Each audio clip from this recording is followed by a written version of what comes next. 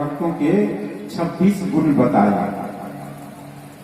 अगर कोई भगवान से प्यार करता है, अगर कोई भगवान को पाने के लिए प्रयास करता है, अगर कोई भगवान मतलब क्या, शाश्वत सत्य, the eternal truth, the eternity, वह जो शाश्वत सत्य है, सदा रहने वाला है, जिसकी मृत्यु नहीं हो सकती। हमारी आपकी मृत्यु हो जाएगी, लेकिन ईश्वर की मृत्यु नहीं होती, ईश्वर के अंश की भी मृत्यु नहीं होती।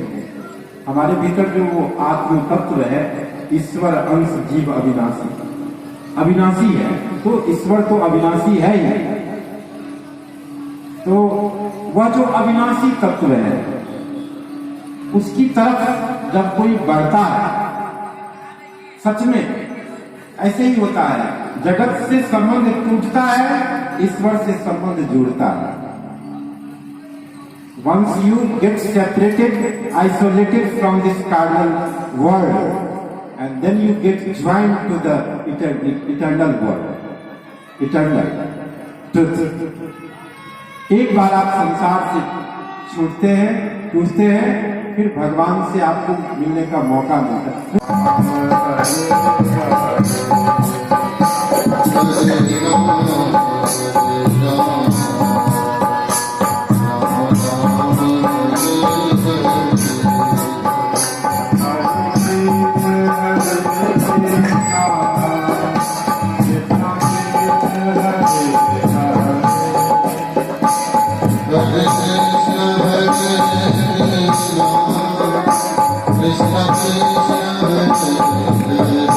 सब जगह देखिए, ये भावना की बात है।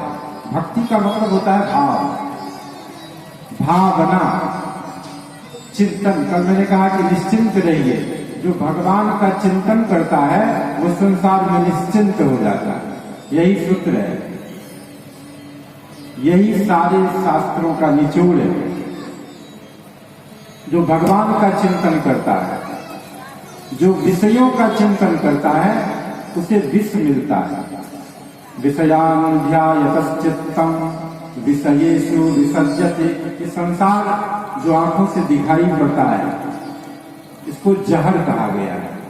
जैसे समुद्र का मंथन हुआ ना, तो पहले क्या निकला, कालकूट नाम का जहर निकला, हालाहल। भगवान भोलेनाथ ने उसका पान किया। डोंगरे जी बाबा कहते थे कि जवानी जो है उसी में समुद्र मंथन होता है। आपने देखा होगा, प्रत्येक कथा का आध्यात्मिक रहस्य वर्णन किया गया है। बाल्यावस्था, युवावस्था, वृद्धावस्था। देहिनोऽस्मिन् यथा देहे कौमारं यौवनं जरा तथा देहांतर प्राप्तिर्धीरस्तत्र न मुह्यति। भगवान श्री कृष्ण योगेश्वर ने कहा कि जैसे बचपन होता है, ऐसे ही एक दिन अचानक से जवानी आ जाती है। किसी बच्चे को पता ही नहीं चल पाता कि मैं कब जवान हो गया। When I grew in a young appearance, कैसे मैं जवान हो गया, और उस जवान व्यक्ति को लगता ही नहीं कि कब मैं बूढ़ा हो गया। आप वृद्ध व्यक्ति से पूछ लीजिए, मैं अभी बूढ़ा नहीं हुआ हूं, लेकिन मैं अनुमान करता हूं। शास्त्र में अनुमान को तर्क का एक बहुत ही मजबूत विधि बताया गया। अनुमान को प्रमाण माना गया। शब्दानुमाना प्रमाणानि प्रत्यक्षानुमानागमा प्रमाणा। भगवान पतंजलि ने लिखा है। तो मैं अनुमान करता हूं 80 वर्ष के हो गए हैं। आपने पढ़ा होगा, पढ़ते ही होंगे, मया 85 पढ़ते हैं ना, दुर्गा क्षमापन, दुर्गा मैया की जो आराधना करते हैं, तो उसमें ये पढ़ते हैं क्षमा पराध। मया 85 रधिकम बनीते तु वयसि इदानीं चेन्मातस् तव कृपा नापि भविता निरालंबो लंबो दरजननिकं यामि शरणं।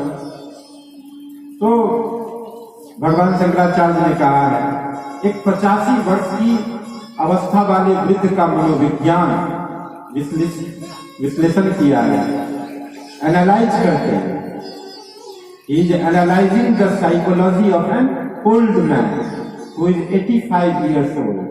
जो 85 वर्ष का है, हो गया है, कोई अगर 85 वर्ष का हो गया है, उससे जाकर पूछिए, निरालंबो, जैसे लगता है सारे आधार खो गए, सारा जीवन व्यर्थ हो गया, बच्चे भी बाहर चले गए, कोई विदेश में है, सभी अच्छी जगह पर है, ऐसा नहीं, घर में सब भरा पूरा है, लेकिन वेद कहते हैं यो वही घूमा सत्सुखम, लेकिन सुख नहीं। मन में कुछ लगता है कि अभाव, अधूरापन लगता है कि कुछ समथिंग इज मिसिंग, कुछ मिस कर रहे हैं, कुछ मिल नहीं रहा। वो क्या है? वो बाहर में मिलेगा ही नहीं, वो बेटे बेटियों में मिलेगा ही नहीं, वो अपेक्षाओं आकांक्षाओं में मिलेगा ही नहीं। एक कथा मैं आपको सुनाता हूं, क्योंकि कल मैंने आपसे वचन किया था कि मैं आपको कहानियां सुनाऊंगा। एक कहानी है, लेकिन एक भगवान की वाणी का। भगवान ने कहा ब्रह्मा जी को कि भगवान मुझको पाने के, भगवान ने कहा कि मुझे पाने के लिए केवल 2 ही बात मैं तुमको ब्रह्मा बता रहा हूं। ब्रह्मा माने पूरे ब्रह्मांड की बुद्धि, the cosmic intelligence. Brahma ji कौन? हमारी बुद्धि कितनी छोटी है, भगवान की बुद्धि कितनी बड़ी होगी। इस सारे जगत की जो बुद्धि है उसी को ब्रह्मा कहते हैं, द एग्जिस्टेंशियल इंटेलिजेंस। ब्रह्मा का मतलब समझिए कॉस्मिक इंटेलिजेंस, पूरे ब्रह्मांड की जो बुद्धि है उसको ब्रह्मा कहते हैं।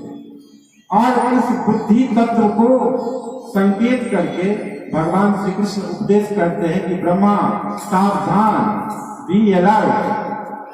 हम भी अपनी बुद्धि को कहें कि सावधान, ज्यादा पछड़े में ना पड़ो। भगवान को पाना है तो 2 ही मार्ग हैं, only 2 ways to attain God realisation. भगवत साक्षात्कार के 2 ही मार्ग हैं। भागवत सारे पुराणों का निचोड़ है, भागवत वेद रूपी वृक्ष का पका हुआ फल है, भागवत व्यासवाणी का अंतिम सिद्धांत है, चूड़ांत सिद्धांत है, समस्त वेद और उपनिषदों का निचोड़ है। ऐसी वाणी कह रही है कि यत् स्यात् सर्वत्र सर्वदा अन्वय व्यतिरेकाभ्याम।